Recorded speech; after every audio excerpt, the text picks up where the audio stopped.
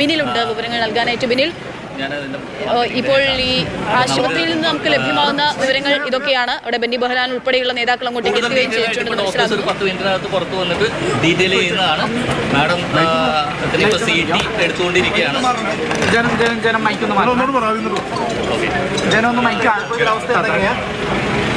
ഇപ്പൊ നമ്മൾ CT എടുത്തുകൊണ്ട് മാഡത്തിന് വെന്റിലേറ്റ് ചെയ്തിട്ടുണ്ട്. GCS score 8 ആയിരുന്നുകൊണ്ട് വെന്റിലേറ്റ് ചെയ്തിട്ടുണ്ട്.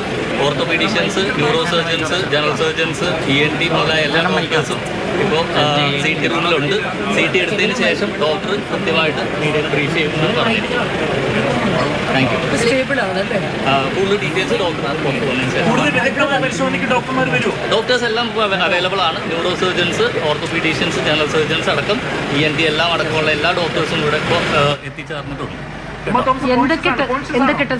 ആ കൂടുതൽ ഡീറ്റെയിൽസിനെ പറ്റിയിട്ട് ഡോക്ടർ 10 മിനിറ്റ്സിനുള്ളിൽ പുറത്തു എനിക്കറിയില്ല. ഇപ്പൊ CTയുടെ അകത്ത് കയറ്റിയിരിക്കുകയാണ്. അതുകൊണ്ട് ആ ഡീറ്റെയിൽസ് എനിക്ക് പറയാൻ ഇപ്പോൾ സാധിക്കില്ല. കുറച്ച് നേരം കൂടി വെയിറ്റ് ചെയ്യണം. Thank you.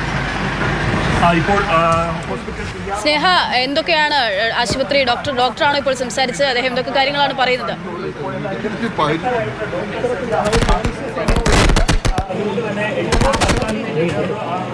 സംസാരിച്ചത് ഏതായാലും CT സ്കാനിന് ശേഷമായി കൂടുതൽ വിവരങ്ങൾ പറയാനായിട്ട് സാധിക്കുമുള്ളൂ. എന്താണ് തലയ്ക്ക് സംഭവിച്ചത്, എത്തരത്തിലാണ് തലയ്ക്ക് മുറിവേറ്റത് എന്ന കാര്യം CT സ്കാനിന് ശേഷം മാത്രമേ പറയാൻ സാധിക്കുകയുള്ളൂ. സ്കാനിങ്ങിന് ശേഷം അത്യാഹിത വിഭാഗത്തിൽ പ്രവേശിപ്പിക്കണമോ അതോ മറ്റ് ആശുപത്രിയിലേക്ക് പ്രവേശിപ്പിക്കണമോ എന്നുള്ള കാര്യമൊക്കെ തന്നെയും വരും മണിക്കൂറുകളിലൊക്കെ തന്നെ തീരുമാനിക്കുന്നുണ്ട്. ബന്ധപ്പെട്ടവരും കുടുംബാംഗങ്ങളും പാർട്ടി പ്രവർത്തകരും അടക്കം തീരുമാനിക്കേണ്ടതുണ്ട്. ഏതായാലും നിലവിൽ ഗുരുതരമായി MLAയുടെ തലയ്ക്ക് പരിക്ക് ഏറ്റിട്ടുണ്ട് എന്ന് തന്നെയാണ് എല്ലാവരും പറയുന്നത്. ഇപ്പോൾ MLA അബോധാവസ്ഥയിൽ തന്നെ തുടരുകയാണ്. ഏതാനും നിമിഷങ്ങൾക്ക് മുമ്പ് തന്നെ MLA കണ്ടിരുന്നു. അവരൊക്കെ തന്നെയും സംസാരിച്ചിരുന്നു. പക്ഷെ നിലവിൽ MLA അബോധാവസ്ഥയിൽ തന്നെ തുടരുകയാണ്. സുരക്ഷ ഒരുക്കുന്നതിലുള്ള വലിയ വീഴ്ച എന്ന് തന്നെയാണ് നമുക്ക് മനസ്സിലാക്കാനായിട്ട് സാധിക്കുന്നത്. അതായത് നിർഭാഗ്യകരമായ ഒരു വാർത്തയാണ് വരുന്നത്. കൊച്ചി കലൂർ ഇന്റർനാഷണൽ സ്റ്റേഡിയത്തിന്റെ VIP ഗാലറിയിൽ നിന്ന് വീണ ഉമാ തോമസ് MLAക്ക് ഗുരുതരമായ പരിക്കേറ്റിരിക്കുന്നു. 10-18 അടി ഉയരത്തിൽ നിന്ന് താഴേക്ക് പതിക്കുന്ന സാഹചര്യമാണ് ഉണ്ടായത്. സുരക്ഷാ വേലി എന്ന് തെറ്റിദ്ധരിച്ച് അവിടെ റിബൺ കൊണ്ട് മാത്രമുള്ള ഒരു തിരിവാണ് ഉണ്ടായിരുന്നത്. അതിലേക്ക് ബലം കൊടുത്തതിന്റെ പേരിൽ താഴേക്ക് വീണു എന്നുള്ള പ്രാഥമികമായ വിവരമാണ് നമുക്ക് ലഭിക്കുന്നത്. ബിനിൽ വിവരങ്ങളുമായി നമ്മളോടൊപ്പം കൊച്ചിയിൽ നിന്ന് ചേരുന്നുണ്ട്. ബിനിൽ, ഗുരുതരമായ ആരോഗ്യാവസ്ഥ, വെന്റിലേറ്ററിലേക്ക് മാറ്റി എന്ന വാർത്ത തന്നെ സ്ഥിരീകരിക്കപ്പെടുകയാണോ? ഉമാ തോമസ് MLAക്ക് വെന്റിലേറ്ററിന്റെ സഹായം നൽകുന്നുവെന്നതാണ് ഇപ്പോൾ ആശുപത്രി അധികൃതരിൽ നിന്ന് നമുക്ക് ഏറ്റവും ഒടുവിലായി ലഭിച്ചിരിക്കുന്ന വിവരം. അതായത് തലയ്ക്കാണ് ഗുരുതരമായി പരിക്കേറ്റിരിക്കുന്നത്. മാധു നേരത്തെ ചൂണ്ടിക്കാണിച്ചതുപോലെ ഏതാണ്ട് 18 അടിയോളം നിന്നാണ് ഉമാ തോമസ് MLA താഴേക്ക് പതിക്കുന്നത്. മുഖം അടിച്ചാണ് വീണിരിക്കുന്നത്. വലതുവശത്ത് മുഖത്തിന്റെ വലത് കണ്ണിന്റെ ഭാഗത്ത് ഗുരുതരമായി പരിക്കേൽക്കുകയും ചെയ്തിട്ടുണ്ട്. ഇതിന്റെ ഈ തലയ്ക്കുള്ള പരിക്ക് ഗുരുതരമാകാനുള്ള പ്രധാനപ്പെട്ട കാരണം എന്നത് ഈ സ്റ്റേഡിയത്തിൽ ഈ പ്ലേയേഴ്സ് എൻട്രി ഉള്ള ഒരു ഭാഗമുണ്ട്.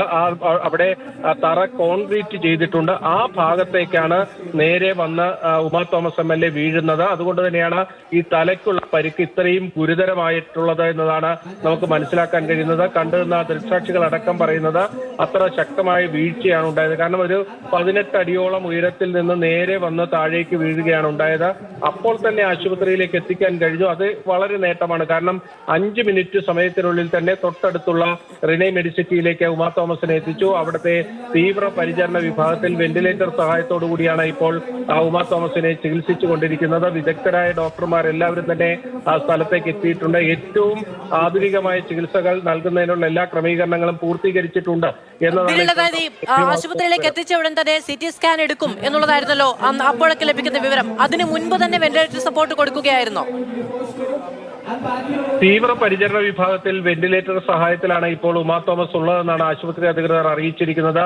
ഈ CT സ്കാൻ എടുക്കുന്നതിനുള്ള സംവിധാനങ്ങളൊക്കെ ഈ തീവ്ര പരിചരണ വിഭാഗത്തിലേക്ക് എത്തിക്കാൻ കഴിയും. അങ്ങനെ സ്കാനിംഗ് സംവിധാനം, പോർട്ടബിൾ സ്കാനിംഗ് സംവിധാനങ്ങളൊക്കെ ഉണ്ട്. അതുകൊണ്ട് തന്നെ സ്കാനിംഗ് അടക്കമുള്ള എല്ലാ നടപടിക്രമങ്ങളും പൂർത്തീകരിച്ചു കഴിഞ്ഞു എന്നതാണ് ഇപ്പോൾ ലഭ്യമാകുന്ന വിവരം. അപ്പോൾ തലയ്ക്ക് ആഴത്തിലുള്ള പരിക്കേറ്റിട്ടുണ്ട്. അതുകൊണ്ട് ഈ വെന്റിലേറ്റർ സപ്പോർട്ട് അടക്കം നൽകുന്നത് എന്നതാണ് ആശുപത്രിയിൽ നിന്ന് നമുക്ക് മനസ്സിലാകുന്നത്. മന്ത്രി സജി ചെറിയാൻ അടക്കമുള്ളവർ അവിടെയുണ്ട്. അതോടൊപ്പം തന്നെ കോൺഗ്രസിന്റെ പ്രധാനപ്പെട്ട നേതാക്കളെല്ലാം തന്നെ ഈ ആശുപത്രിയിലേക്ക് ഇപ്പോൾ എത്തുകയും ചെയ്തിട്ടുണ്ട്. അതീവ ഗുരുതരമായ പരിക്കാണ് തലക്കേറ്റിരിക്കുന്നത് എന്നതാണ് നമുക്ക് ഈ മനസ്സിലാകുന്നത്. പ്ലേ സെന്ററൊക്കെ ഉള്ള ഒരു സ്ഥലം എന്ന് പറയുന്നത് പൂർണ്ണമായും കോൺക്രീറ്റ് ആണല്ലേ? അവിടെ നമുക്ക് കാണാൻ കഴിയുന്നുണ്ട് വീഴ്ച എത്രത്തോളം ഗുരുതരമായിരുന്നു എന്ന് ആ സ്ക്രീനിൽ നോക്കി നമുക്ക് കാണാൻ കഴിയും. വലിയ തോതിൽ രക്തം വാർന്നു പോയെന്ന് ദൃക്സാക്ഷികളടക്കം പറയുന്നുണ്ടായിരുന്നു. ബിനിൽ, വലിയ അപകടമാണല്ലേ? മാധു, ഈ അപകടത്തിന്റെ കാരണം അവിടുത്തെ സുരക്ഷാ ക്രമീകരണങ്ങളിലുള്ള പാളിച്ച തന്നെയാണ്. കാരണം കലൂർ ഇന്റർനാഷണൽ സ്റ്റേഡിയത്തിലെ ഒന്നാമത്തെ നിരയിൽ, അതായത് കസേരകൾ ഇടുന്ന ഒന്നാമത്തെ നിരയിലാണ് ഈ സ്റ്റേജ് ക്രമീകരിച്ചിരുന്നത്. ഇവിടെ ഒരു ഗിന്നസ് റെക്കോർഡിന് വേണ്ടിയുള്ള ശ്രമമായിരുന്നു. 12,000-ഓളം നർത്തകിമാരെ അണിനിരത്തിക്കൊണ്ട് ഉള്ള ഒരു ശ്രമമായിരുന്നു നടന്നത്. അതിന്റെ ഉദ്ഘാടനത്തിനാണ് മന്ത്രി സജി ചെറിയാൻ അടക്കമുള്ള VIP-കൾ എത്തിയിരുന്നത്.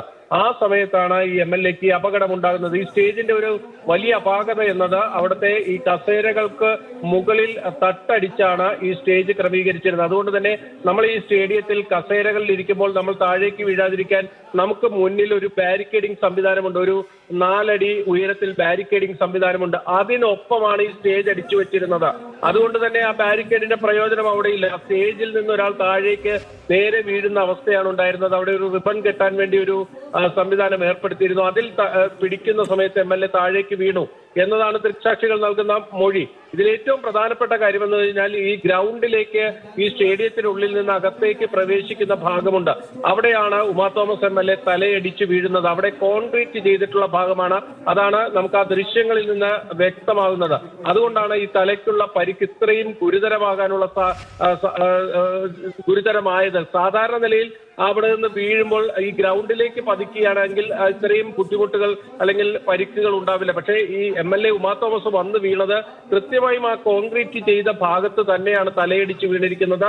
അവരുടെ മുഖത്തിന്റെ ഒരു ഭാഗത്ത് വളരെ ഗുരുതരമായ പരിക്കുണ്ട് എന്നതാണ് ആശുപത്രിയിൽ എത്തിച്ചപ്പോൾ കണ്ടു നിന്നവരടക്കം നമ്മളോട് പറഞ്ഞിരിക്കുന്നത്. എന്തായാലും ആശുപത്രിയിൽ തീവ്രപരിചരണ വിഭാഗത്തിൽ വെന്റിലേറ്റർ സഹായത്തിലാണ് ഇപ്പോൾ ഉമാ തോമസിന്റെ ചികിത്സ നടന്നു വരുന്നത്. വിദഗ്ധരായ ഡോക്ടർമാരെല്ലാവരും തന്നെയുണ്ട്.